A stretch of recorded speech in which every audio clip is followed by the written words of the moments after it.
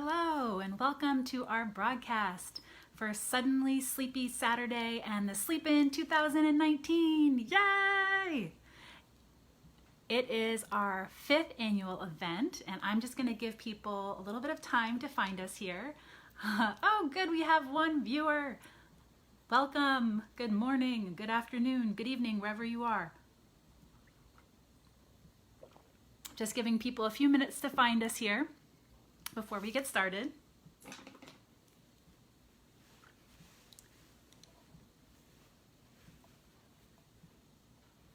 Welcome! Hi everyone! Yay!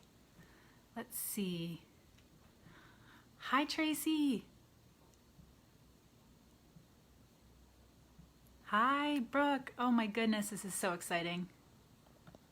Hi Veronica! Cool! Yeah, you guys are finding us. Hi Henry, good morning. Hi Katie. This is so cool. And our technology seems to be working so far this morning. We had a little bit of a hiccup last night with our Insta tuck-in with Chronically Persevering. We persevered right through our technical difficulties, did we ever? And thank you to our determined watchers for sticking with us last night. Through our, we had to try a few times before we could get the video to work because we were doing this double screen cool thing on Instagram. And I think we just overloaded Instagram with coolness. Hi Matt, hi Teresa. So we'll just give people a few more minutes before I get started. I'm just kind of, you know, improving here. Oh my goodness, how did everyone sleep last night?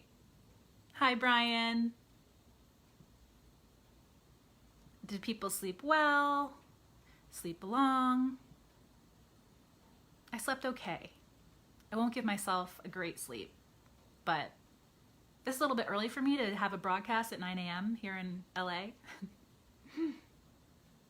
Hi Danielle. This morning I'm going to start with talking a little bit about advocacy and awareness. So we will go over some of what Project Sleep's been working on, but like with storytelling, and so hopefully it's not boring and like a PowerPoint, but just sharing some of the back behind the scenes stuff to make it more fun. Good. I'm glad that your brother slept great, and I'm sorry that you did not sleep well, Brooke. Thank you for your beautiful photos, Brooke. If you guys are on the gram, you got to check out all of the great photos people are sending in. I'm behind in even going through them and looking at them because there's so many great pics. So just make sure you're liking and sharing each other's stuff because it's so cool. Dreamt about Adam Levine. Angela. Ooh. I love it. Gosh, I wish my dreams were that good. I always, when I talk about my hypnagogic hallucinations starting in law school, I always talk about, I say like Brad Pitt somehow came into my property law notes, and everyone gets a kick out of that. I'm pretty sure that happened. Yeah. So we'll just give people a few more minutes. Hi, Shannon. Hi, Julia. Thank you guys for joining. I'm just giving folks a few minutes to find us here on the Facebook Live. And so far, the technology gods are with us. Ooh, before I forget, I'm going to point out, I am wearing my pin from Dana in Israel and from Narcolepsy Australia in Australia, obviously. So just representing some of this. Dana made this pin out of Nestle. Is that the name of the company? Nestle coffee pods. And isn't that cute? It's a flower made out of coffee pods. Seems perfect. Keep us awake. Hi, Shannon. Angela, you were cleaning Adam Levine's teeth? This is getting more interesting. I'm ready for your broadcast after this. Hi, Andrea. Thank you for joining us. All right. Well, I think I will go ahead and get started. This will be recorded, hopefully, if the technology gods will stick with us on that too. So I actually just wanted to share, to start, a quick story from that I thought of recently because I was in DC last week, and I realized this part of my journey never made it into my book. It was a pretty big turning point in my life. And so it's kind of interesting that it didn't make it into my story. All I can say about that is that, hi Lisa, there are a few really interesting points in my journey that didn't make it into the book, even if they were in that time period that I wrote about. Almost somewhat at some point, just kind of like got kind of sick of trying to include different things. It just got overwhelming. So some important stories didn't make it in. And you guys, if you are joining here, why don't you, if you feel comfortable sharing where you are located and how many hours you're into your sleep in, like that would be really fun to see you guys noting where you guys are, because I'm in Los Angeles and you guys are everywhere. So feel free to put that in the notes as I'm talking. So anyway, after I finished law school, we had about a week between exams ending and our law school graduation. And so I decided to go, instead of like, there was parties planned all week at bars and stuff like that. Instead of going to the parties, I decided to go to Washington, D.C. to attend the National Organization for Rare Disease conference. How dorky am I? I've remained extremely dorky. That's all I can say. And so I went down to DC. I didn't know anyone going to the conference, and was just really excited to be there. I hadn't spent a lot of time in DC before, and the conference was really awesome. And it had been 25 years at that point since the establishment of the Orphan Drug Act. So I'd studied that drug act in law school, and so it was really interesting to see some of the progress that had been made since then in the rare disease space, but also knowing that there was still a lot more progress to go. So I made some nice friends at the event who have stayed supporters and followers for many years, which is cool. And I just had this euphoric experience in DC. I don't know if you guys have been. I know some of you have been to DC. I saw you there last week, or I knew that you were there last week. It was just like, even just walking around the National Mall, I had just fallen in love with the place. And I went to Old Ebbitt's Grill, which is this like really DC-like place, and sat at the bar and had this wonderful conversation with the people around me, which is not like me either because I'm an introvert. And so anyway, at the end of this trip, I had a great experience. I got to the airport and I went into this little gift shop that sold like Vera Bradley bags and like notebooks, you know, that kind of store, right? And so at the store, I picked up a book of poetry. And so at this point in my journey, I was about to graduate from law school, so I knew that I had already decided that I wasn't going to take the bar exam, and I was going to write a book. But I didn't quite have a lot of people yet supporting me in that decision. So I picked up this book of poetry and I opened it up and read the first poem, and it was Mary Oliver's The Journey. And I just wanted to share this with you guys in case you haven't read this poem. One day you finally knew what you had to do and began.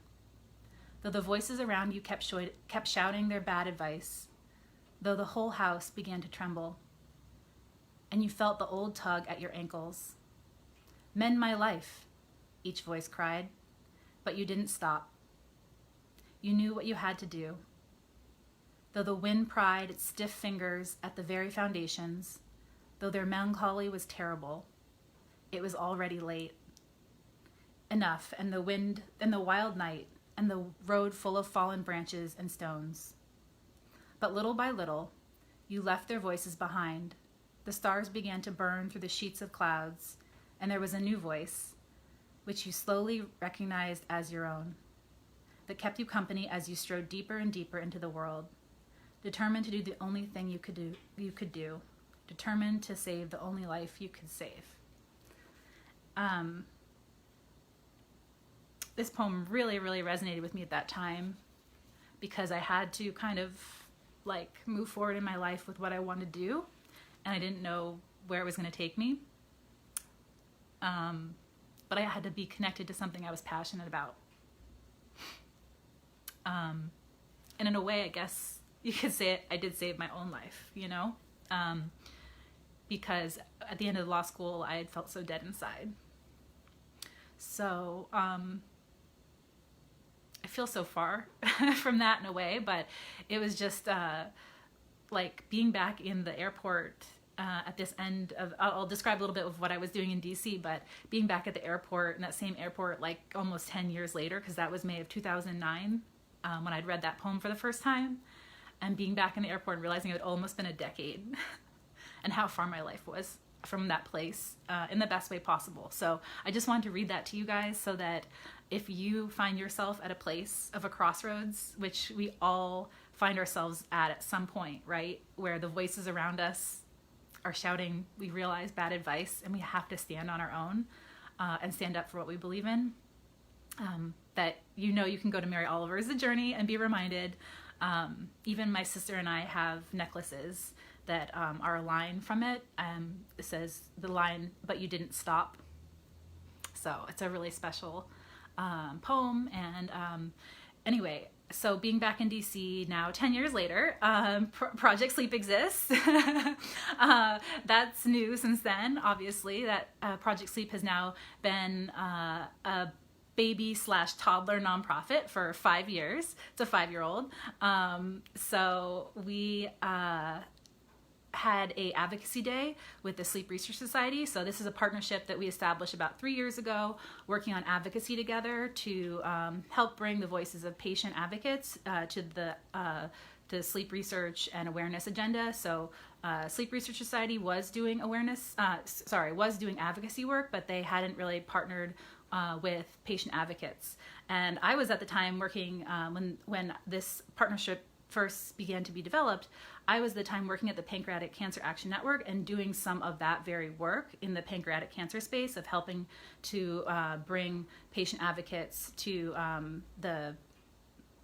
coordinate and to advocate for pancreatic cancer research. So it was really fitting that was my day job and something I was really passionate about to bring to the sleep community and help make sure, because I know that we're passionate about this cause, right? And so by being able to coordinate those voices for the sleep community felt like the honor and joy of a lifetime, and it continues to be. Oh, hi Anne, hi Sally, thank you guys for joining. I love seeing where you guys are from. So anyway, that's why I was in DC, and while I was there I actually got to meet with the FDA about something different a little bit. It has to do with people-centered language choice. So this is something that Project Sleep has been working on over the last couple of years as well, mostly thanks to my colleague Rebecca Fuoco, who wrote an amazing paper and did an amazing presentation on this topic to help bring some best practices from the health communication space that other communities use to the sleep community. So it's really like Rebecca opened my eyes to a lot of the research that went behind this, and a lot of it has to do with the fact that by the words that we choose actually influence what people think about us. So it's really interesting research. So I had a meeting with the FDA about that on Monday. Then we had our advocacy day on Tuesday. And on Wednesday, I spoke at Walter Reed Medical Center, which is the military hospital in just outside of Washington in Bethesda, and was able to speak to both their sleep team and their psychology residents. So I was really excited to reach those audience, and they were so excited about the first person patient experience. That were really recognized the importance of hearing that voice, which was really nice. I know some people on here participate in Project Sleep's Rising Voices of Narcolepsy program, and I think that sometimes we do. Patient perspective is so valuable, but sometimes in the medical community, they don't always naturally recognize just how powerful that voice can be and how much they can learn from us. So so that was a really exciting event. And then I attempted to go to NIH's Rare Disease Day on Thursday, and I stood in the lobby and talked to a friend for a few hours, and then realized I'd missed the whole morning. And I know Shannon's on here. I was hoping to meet up with Shannon, and then I was having a sleep attack, and she was, so anyway, I missed her, ended up seeing her, and but then I headed home. So just, it just was a really incredible experience. And then to look back on 10 years of, how far I'd come since I made the decision to really take a different path, and feel so glad that I did ultimately. So anyway, that's just a little bit of a backstory for funsies. I wanted to share a little bit about what Project Sleep has going on right now. So you guys probably know that this is our 6th year of doing the Jack and Julie Narcolepsy Scholarship. And thank you, Teresa. The Jack and Julie Narcolepsy Scholarship is in our 6th year, and we're giving out 15 scholarships this year. So that is our biggest. Oh, hi, DJ Faye. We're excited to see you tonight for the real party. And we're giving out 10 scholarships to students with narcolepsy and 5 to students with idiopathic hypersomnia, thanks to a partnership with the Hypersomnia Foundation, which is a really incredible organization in our space. So we are collaborating with them on that, and really excited to do that. Yeah, so we actually get a lot of questions about the scholarship program and the really limited eligibility criteria. So I just thought I'd just tell you guys, because it's a little bit behind the scenes of Project Sleep here in bed. The scholarship has a limited criteria for eligibility. It's only available for students in their entering their first year of college in the United States. And the reason that this is so limited is not because that other people in other places of their education are not worthy. That's not at all the reason. The reasoning is because the coordination so that's the amount of time and effort it takes to thoughtfully collect and review all of the applications, and also the acceptance rate right now. So we actually have about 80% of the people that are already applying are not able to receive the scholarships. So it's already pretty, because we only have so many we can give out, basically. If we have 50 people applying and we give out 10, that's about 20% are receiving scholarships and 80% are being turned down. So the more people that we accept without having much greater resources to give out, then it makes it challenging for me as a person with narcolepsy to say, yes, please apply to our scholarship. Spend a lot of time and effort creating a whole application. Your chances, by the way, of getting a scholarship are less than 1%. So anyway, that's a little bit why the scholarship is limited eligibility criteria right now. We'd love to expand it to more people and more populations as Project Sleep grows. So we have staff to help maintain that, and also funds to help give out. So we are growing slightly every year, and that's really exciting. But that's a little bit about the scholarship. So the applications are due April 1st, and that's not an April Fool's joke, that's just the date. And we end up announcing those every June, and we're really excited we've given out 50 scholarships to 50 students with narcolepsy and IH so far, and we'll give out another 15 this spring. It's totally awesome and very surreal and cool to watch these students feel validated, which we all should feel, right? Especially at that point in their lives, and to receive something positive because of their narcolepsy. One other thing I love about the scholarship is that it's a really sneaky way to raise awareness. So whether or not you're eligible, if you live anywhere in the US, I really encourage you to go on our site and download and print out the application information and bring it to your library or your local school and ask if they'll post about it. So it's because when you say there's a scholarship for something, people are like very thankful. Oh, thank you for the information. Like no one's going to be upset that you wanted to bring them information about a scholarship. But it's really sneaky because that also sets a precedent that, of course, this is something serious because it's worthy. Anything that people put money behind, is something that would be of importance. And I think it sets a bar for this is a serious condition without even having to say it. So I think it is a really positively spirited way to raise awareness in your community. So if you consider going on and downloading and sharing that, information in your community. Hi, Harriet. Big hello to Harriet, guys. Harriet actually helps Project Sleep get all of our beautiful blue wristbands that some of you may see. We give these out at events, and I think that's it. Sometimes I mail them out, but thank you to Harriet for helping us coordinate this, and our pens, our beautiful turquoise pens. Anyway, so that's the scholarship. We also have the Rising Voices of Narcolepsy program. So that is a leadership program to help train people on how to share their stories via writing and speaking.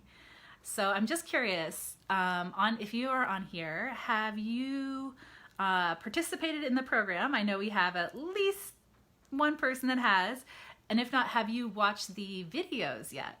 We did put out a few videos. Hi, Danielle. Just curious if people have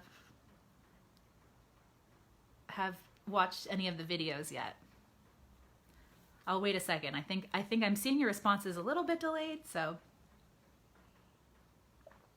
Oh, Morgan, Gold Star. I have watched the videos and loved them. Yay! Gold Star, Matt. Gold Star, Danielle. Sloan, hi. Oh, hi, Danielle. Thank you for watching the videos. Yay, Brandy applied this morning. Thank you. Hi, Josie. Yes, a lot of questions on wristbands. We will, I'm hoping that we can have them for sale on the website again soon, because yeah, we're working on it. Just say that. We're a really small nonprofit. Yay, Tracy, thank you. The videos are awesome. So if you haven't watched them, please do. They are, I think, everyone might say, I'd probably say if I hadn't been the one that created them, like, I don't have anything to learn from these, like, whatever. But it's really about the storytelling. So I just wanted to share a little bit about the Rising Voices program. My colleague Rebecca and I co-created this back, I want to say starting in 2015, it was the idea to then create a proposal and a grant to start creating the program, and then launch the Verse program. Hi, Ariel. Oh, watch all of the videos. Thank you. So in creating this program, what Rebecca really brought is an expertise in health communications best practices. And I had an intuitive sense from writing a book that storytelling was a very powerful vehicle for raising awareness. That just was kind of my intuitive sense. And then Rebecca is more research and science minded, and she's there's actually research that shows that storytelling is very, very effective, much more so than sharing facts and figures. And I know we love sharing facts and figures, and we have created some little images for the sleep-in to help share some of those basic facts and figures with your community, which is also really great. But often the way our brains work, to get people to sometimes a little bit care with their hearts, it's those personal stories. And so in creating the Rising Voices program, we focused on helping people to weave their personal story in with facts and figures, and created a presentation that's 15 to 20 minutes, or a short article if you do the writing track of the program, to be able to, if you're a speaker, go out and give presentations, if you're a writer, to get published. And so what this enables, thank you Sloan, it is a great program. Josh. It enables you to go out and have this platform too, because once you finish the training, you have your, if you're a speaker, you have your slide deck, you have it all ready. And we help you find speaking engagements, and we also give you the tools to help yourself find speaking engagements. And for writers, we help you find publications. So we actually had a publication just this week from Rising Voices writer Rachel, and she wrote an amazing essay, and it was published in the Brain Mill Press, I believe is what it's called. And if you haven't read it, we'll put the link in the bio in this later, or if someone has that link handy and wants to put it in. It's a really great article that Rachel wrote. And so interestingly too, Rachel and I worked on that essay. I just basically, she's an amazing writer, and I was just able yes, good, keep going. And she had been shopping it to different publications, and here we are in March, she got a publication. So sometimes it can be a long process, but really, really worth it because you get to reach a wide variety of people that maybe hadn't heard about narcolepsy before. So no,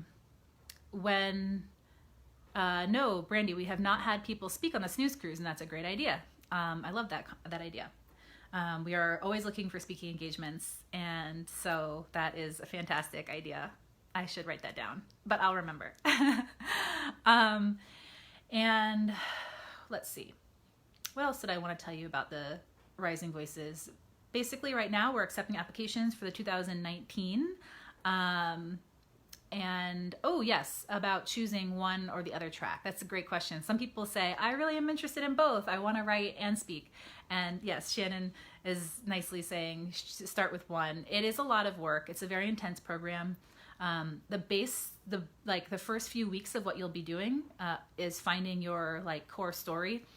That will apply to either track. So once you do that work, you don't have to repeat that for to do the other track, but it is there is a lot that goes into each, even past the training, like finding speaking engagements or finding a publication. Hi, Rachel, good morning. And so that's why we ask people to choose one or the other. Rachel is another Rising Voices speaking graduate who I believe is giving a presentation this month, if I'm not misremembering that. I'm pretty sure she has her first speaking engagement this month. So anyway, applications are due April 15th for the Rising Voices summer program. We will do the speaking track and then the writing track. It's all online, so you don't have to come be anywhere in person. We're trying to make it as accessible as possible. It is available internationally. I know someone was asking an international question earlier about the scholarship, but this program is available to anyone, anywhere. It is English-based, so we will communicate in English as long as that's okay. And we are... what else was I going to say about it? Sorry, I'm losing myself. It's the fee this year is $75, and the program costs Project Sleep a lot more than that, but that's just what we ask for a contribution from participants. And I know I was going to mention video meetings. So this year we included video meetings in the Rising Voices program. So as you're going through the program, although you are doing it on your own time, alone at your house, we have video meetings so we can chat and ask questions, get feedback from each other, and that's been super fun, and I think really helped motivate everyone. I know I also wanted to mention about the program. In general, I think people think well, why is awareness important? Maybe we should spend all of our time working on research. Narcolepsy research is also super important and something I'm super passionate about. But I will say I do think narcolepsy awareness is also very important. And here's why. Right now, about 25% of people with narcolepsy are diagnosed. So that means 75% of people are walking around misdiagnosed. And I know many of you probably had been misdiagnosed for, I don't know, a few months, a few years, maybe longer. I'm sure you guys can share that. It's always really hard to hear, and when I think about the amount of time that has gone by that people were misdiagnosed or were not believed. Even our broadcast last night that we did with Chronically Persevering, she described having cataplexy as a child, being scared or startled and turning into a noodle. And here she is in her late 20s being diagnosed. So it is an incredible journey for people, and that will not be solved by research necessarily. That is an awareness problem. That is the fact that medical educations are not really including narcolepsy, and I also believe that because our society has misperceptions. Brandy, as far as the resume, I think that's who was asking that. I know that someone asked a question about the resume. It don't have to spend a lot of time on it. Just put something together that looks professional, with your education or any sort of volunteer background or career background. Just something that you can just Google basic, if you don't have one already, Google basic resume, and then just put something together that has a format. It's just a little bit to make sure that, putting something like that together is something that one can do.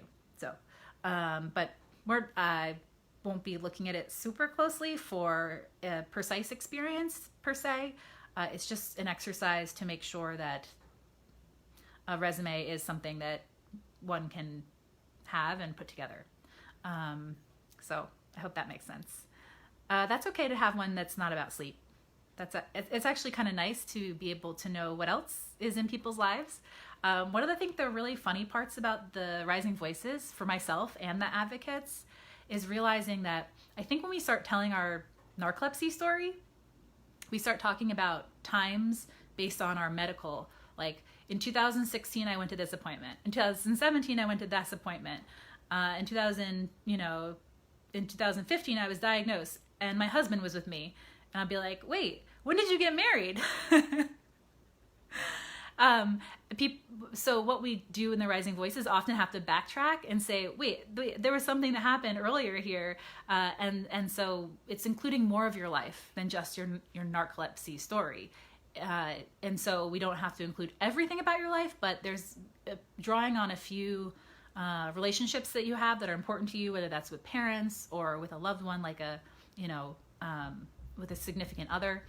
Those are some of the things we draw on throughout your presentation to show that you are also more than your narcolepsy story, and that you are just like them. You have hobbies, you have loved ones, and so that's a cool part. And you often have other interests, so the resume can be helpful to see sometimes what your other interests are and what kind of things you have participated in the past.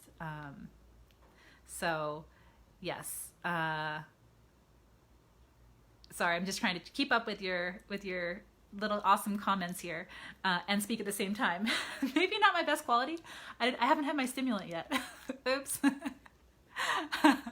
Anyway, so that's Rising Voices. Please, please, please apply. We're excited about this year. It's our third year, and the effort is growing. I don't want to cry. A few weeks ago, I was boarding a plane. I had been visiting my mother for 5 days, and she has Parkinson's, so it was a little bit tough. My energy was low. I got on a plane, and I got a message from one of our Rising Voices speakers. Like, I'm not going to remember exactly, but it's like in all caps saying like, the presentation went awesome. So here I was attending to a different part of my life, and Michelle was speaking at Yale Medical School, giving grand rounds to the sleep team. And that's the power of this community, that the more that we're each doing, even though it may feel isolated and it may feel small, like those in-person presentations, if it's a group of us doing them, that becomes a movement, and that makes a difference. So the research does show that the in-person presentations in particular are one of the most powerful vehicles to reduce stigma and raise awareness. So that's why that is the approach that we've taken. So although we did do the small video effort with a few of our advocates so that you guys could see what we're doing and how the presentations like kind of come together, we're really focused on those in-person presentations because those are scientifically shown to be the most powerful. And it makes intuitive sense as well. When you think about when you see someone eye to eye, you realize they're human, they're just like you, and that breaks down barriers and reduces stigma. And so anyway, it's just a really great effort, and this goes to Project Sleep has last year on this broadcast actually is when I announced the goals that Project Sleep was setting to increase awareness of narcolepsy from 70% of the general population to 80% by 2025. And then to reduce delays in diagnosis from 8 to 15 years down to 2 years by 2030. And also to reduce stigma for people with narcolepsy. So those are some really big goals that Project Sleep has set. And those will not just be accomplished by Project Sleep. That will take a group effort of organizations around the world, across the country, to go towards those goals. That's just Project Sleep putting a stake in the ground and saying, this is the progress we want to see made in this space. And but how Project Sleep also measures whether we're going towards those goals, we have to have key progress indicators. And so for that, those presentations and those articles that are being published, those are some of our key progress indicators to show, yes, we are making a difference. Oh, hi, Melissa. Oh, we love having you part of it as well. You are amazing, amazing, amazing. One of the other cool things I wanted to mention, a little bit behind the scenes, I guess I'm getting a little bit off track. Maybe I should talk about that later. I will. I'm going to write it down. because right now we're going over programs. Okay, so that's Rising Voices, and it makes an amazing community. Love my PJs. Thank you, Brooke. I think they say sleep, but like all mixed up. Aren't they cute? I went to, okay, I have a year to plan an outfit. The sleep-in is coming every March, right? I run events during the sleep-in. I should probably have cute PJs. I should probably plan in advance. Hi, Anna. Oh, Anna, we were just talking about the Rising Voices. Anna wrote an amazing Rising Voices essay that is just incredible. Another great, great, great essay that you have to check out. So anyway, I was just describing about my pajamas, but of course I left it to the last day. So I was going to Target yesterday, a few hours before the first broadcast last night on Instagram. Yeah, that's me.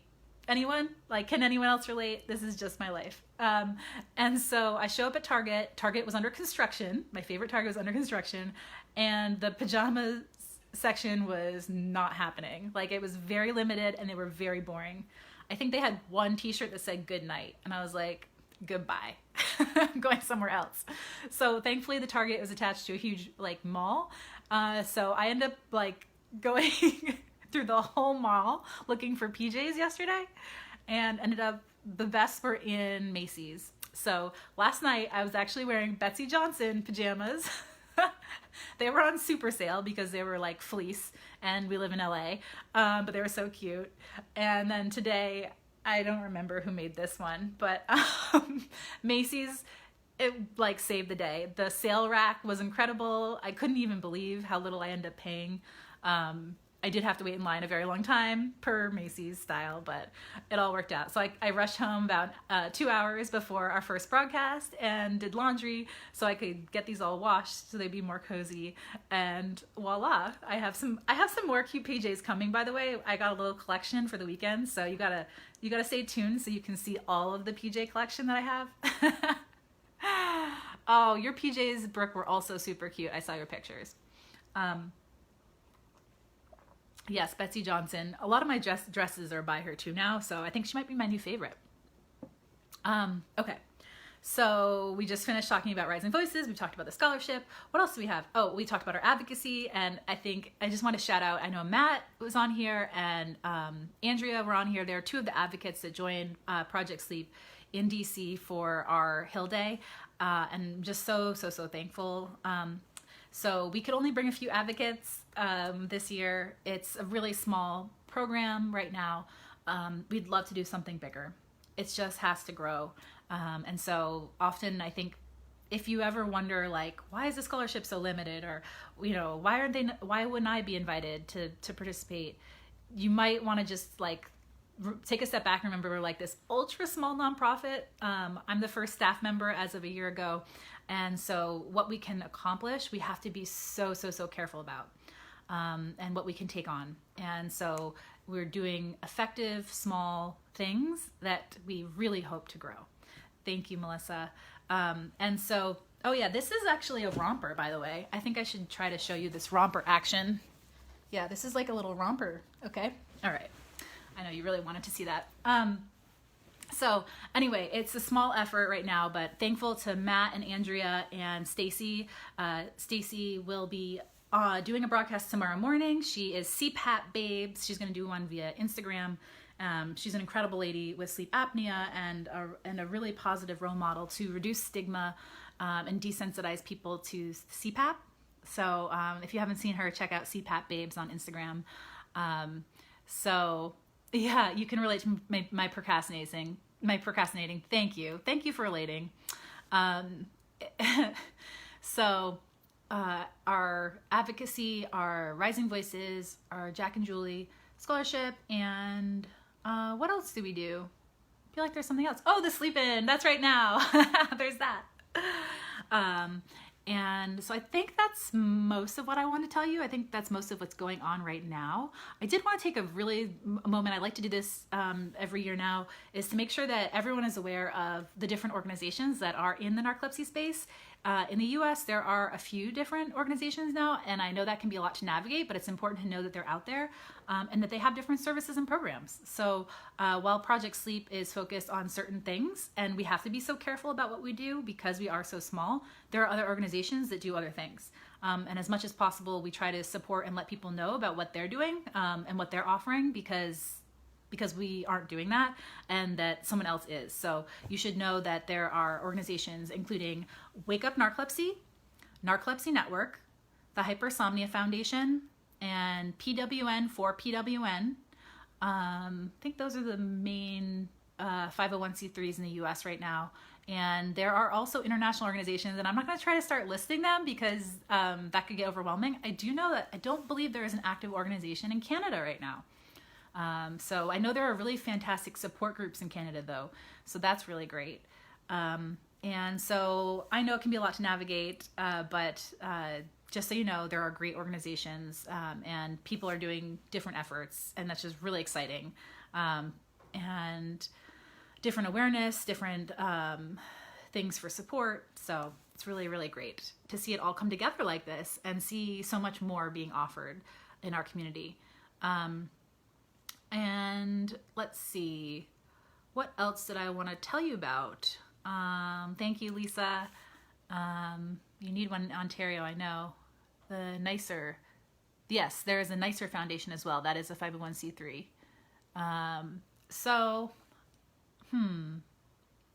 I was thinking I could read you another bedtime story. I had read one last night, but it was very hard to choose one because when I thought of my favorite bedtime story, I ended up thinking of like a lot of different stories. And then I ended up like just getting so overwhelmed because there's a few different favorites, right? We can have multiple favorites. And so last night I read, let's see, I have to get him. Last night I read If You're Afraid of the Dark, Remember the Night Rainbow, a little book that my sister had given me. And so some of the second place I had What Do You Do with a Kangaroo? This is one of my, has anyone seen this book? So this is like one of my favorite books from my childhood. And I got this from my mom recently when I was at her house. Now, I realized, like, I think what I love about this book is the way that my mom reads it. My mom has a way of reading this book that makes it so super entertaining. And I don't know if I could quite do it justice. So although it is one of my favorites, I don't know. So it's either that, or we also have I'm Not Going to Get Up Today, which was gifted to me by someone in this community. Hillary had participated in the sleep-in, and she gifted me I'm Not Going to Give Up Today. So I think I'm going to go ahead and read that right now as sort of the ending to the broadcast. I was also thinking if you guys had any questions that you wanted to ask, please go ahead and put in questions now. Oh yeah, because it's been a while. It's been like 43 minutes of hearing myself talk. So I'm going to go ahead and read this, and feel free to put in some questions that I'd be happy to try to answer if I can. All right. I'm not going to get up today. Okay, I guess I should try to do it like this so you can see the pictures. Please let me be. Please go away. I am not going to get up today. The alarm can ring. The birds can peep. My bed is warm. My pillow's deep. Today's the day I'm going to sleep. I don't care if the kids are getting up right now all over town. I'm the kid who isn't getting up. I'm staying down. We can relate. All around the world, they're getting up. And that's okay with me. Let the kids get up in Switzerland or Memphis, Tennessee. We have people from Tennessee here. Let the kids get up in Alaska and in China. I don't care. Let the kids get up in Italy. Let the kids get up in Spain. Let them get up in Massachusetts and Connecticut and Maine and in Paris and Berlin. Let them get up all they want to, but not me. I'm sleeping in. Hi, Griselle. I've never been so sleepy since I can't remember when. You can take away my breakfast. Give my egg back to the hen. Nobody's going to get me up, no matter what he does. Today's my day for woozy snoozy, zee zee zazooz. I don't think I did that right. You can tickle my feet, you can shake my bed, you can pour cold water on my head, but you're wasting your time, so go away. I am not going to get up today. In bed is where I'm going to stay, and I don't care what the neighbors say. I never liked them anyway. So cute. Let them try to wake me. Let them scream and yowl and yelp. Let them yelp from now till Christmas. But it isn't going to help. My bed is warm, my pillow's deep. Today's the day I'm going to sleep. I don't choose to be up walking. I don't choose to be up talking. The only thing I'm choosing is to lie here woozy snoozing. So won't you kindly go away? I'm not going to get up today. You can try with dogs and roosters. You can try with goats and geese. But I'm going to keep on snoozing. You can bring the police. You can print it in the papers, spread the news all over town, but nothing's going to get me up. Today I'm staying down.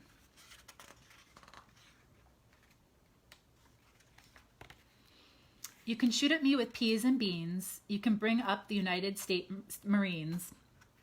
You can put the whole thing on TV, but I won't get up today. Not me. Nothing's going to get me up. Why can't you understand? You'll only waste your money if you hire a big brass band.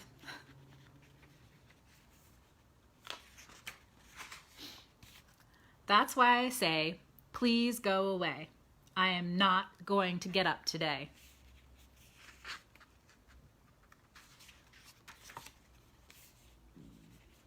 I guess he really means it.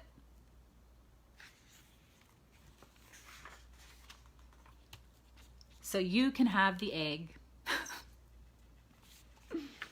The end. Isn't that nice? And I got a nice card here from Hillary. So I love that one. That's by Dr. Seuss. So if you don't have it, I think someone said, they didn't have it. You should get it. I'm not getting up today. Great book. If you catch me later, I might end up reading What Do You Do with a Kangaroo? Another great book. But I need to practice. I need to channel my mom. I need even to call my mom and ask her, how did you read this so cutely? Says she just did such a great job. So we'll see some great questions about rising voices. Let's see if there was any other. Just kind of scroll through the notes here. If anyone had any questions here.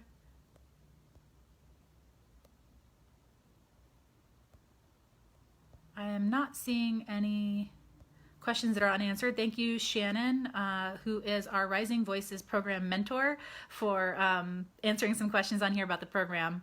I don't see any other ones right now. And I did want to mention as well, thank you to those that are that registered for the Sleep-In and are doing some fundraising. So if you haven't yet, it's not too late. Don't worry, the fundraising pages will be up for a while. This is one of Project Sleep's major sources of funding that we get through individual donors. So by you reaching out to your communities and asking for support for your Sleep-In, not only does it feel good because people are donating so that you can sleep in, which is pretty awesome to raise money without leaving your bed, I think. But it also goes very, very, very far to help support our programming. We are an ultra, ultra small nonprofit. And so it's not my nature to ask for money. That's why I forgot to do it this whole broadcast. But I just want to mention thank you for those that are working so hard on your fundraising and reaching out to your communities. That means a lot to me, and it means a lot to the fact that this organization can exist and can hopefully sustain at this level, and hopefully in my wildest dreams grow. And I did want to share one other cool thing that I wrote down because it wasn't the right point that I want to explain it, but I went to a really, really, really cool conference a few weeks ago. Oops, I'm going to try to scroll, make sure I'm keeping up with the conversation here. I went to a conference at the University of Florida, and it was all about the research of social change. And so it was a really cool intersection of really dorky researchers and really like passionate advocates and activists. And it was really neat to see some of the research that's being done about, Anna might find interesting about comedy, and how comedy is very effective can be really effective for changing people's thoughts and opening their minds to social issues. And also about, there was great research about anger and how anger plays into our choices, and how when we get angry, what kind of actions do we take? And then also there was some really neat research that was presented about, what was the third thing? Oh, about protests. Do protests work? Basically, a researcher said, okay, besides people showing up, like what actually, so then he actually like measured like social change movements over time and showed that protests do work if they're sustained efforts and there's more than one event. So it's just some really cool stuff that I was happy to be a part of, because when people were like, oh, why are you here? I was like, oh, I run a small nonprofit called Project Sleep to make sleep cool. And they were like, oh my God, that's amazing. We never thought about sleep, right? No one ever thinks about it. And here are people promoting all these other like habits and behavior changes and social change, and so it was cool to just even be part of that community, but also to learn from experts that study, like people that do these ad council ads about teen smoking and just really big societal issues that we're facing, and learn from them as their best practices and how do we bring that to the sleep world. So there are a lot to learn, and it's just really interesting. I think the more that I found that there's been a separation a little bit between like sciencey, basic science, like lab biological science, and people that study behavior and social science. Both are so important, and we need to leverage some of that social and behavioral science if we want to make an impact. And I think that's a little bit of what we do with the Rising Voices. When we're working with the advocates, we're really trying to think about the audience a lot and making sure that the audience you're not creating anxiety with your audience, because if you want to be heard, you have to make sure that you're approaching them in a way that, is going to be able to be hearable. It's one thing to speak, it's a different thing to be heard, right? And so making sure we're not causing anxiety in our audiences, and we're evoking the right emotions that will make them walk away and say, wow, I learned a lot, and I want to share that person's story with someone else. Okay. And so it's just, I think that's one of my favorite things about Project Sleep, is trying to marry those two worlds of like, we have amazing research right now in the sleep field that shows that sleep is so important in so many ways, and we can talk those big jargony terms about increases the chances of diabetes and heart failure and all that. But how do we get people to care? And we have to leverage some of those best practices of behavioral and social science that talk about, storytelling, comedy, emotions. And so anyway, sorry, that was a really, really cool conference I got to attend. And that was part of my learning and my education, because as many of you guys know, I certainly don't know everything at all. And I'm just learning. Constantly how to be better and how to do a nonprofit better, how to do better programming. And so I love learning, thankfully. So I'm happy to continue on that journey with you guys and to create a better and better organization and hopefully a better, culture. I haven't yet posted like a blog or too much about that University of Florida conference I went to, because I have to say that actually when I walked away from that, I was super overwhelmed, because it had been so amazing to see these people like doing such amazing work that I had like so many presentations I was crying. And then also I realized, you're gonna laugh, I realized that through watching these people that talking about issues like teen smoking, something that we've known for a while as a problem, that progress is slow and it takes time, and it's not going to be over tomorrow. There's not one thing that could happen tomorrow that the whole world is going to understand narcolepsy. It's going to be a journey. It's a marathon. It's more like a ultra marathon. It's just running around the world multiple times. And that's why this has to be a community effort. And it's not just Project Sleep, and it's not just me. It's so many people that need to raise their voices, and we need to just continue the movement and know that every small change we make is meaningful. It's just not the end.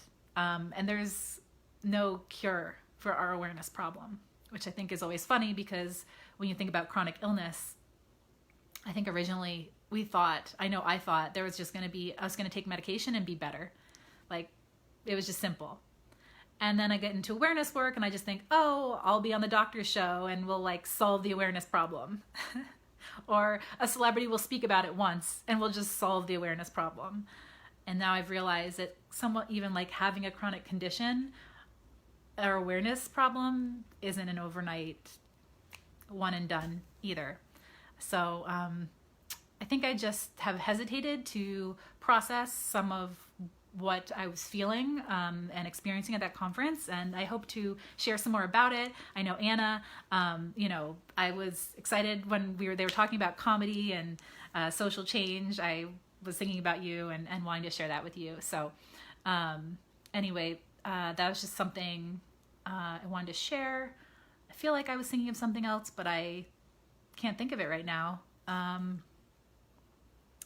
I am just very thankful to you guys. I'm just trying to read your notes.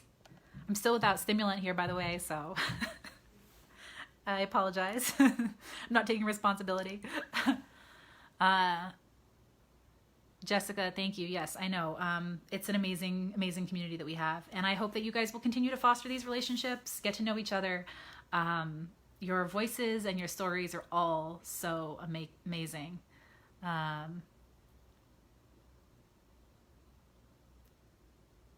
Rachel, you're amazing. I'm sending big hugs your way. I know it's a tough time.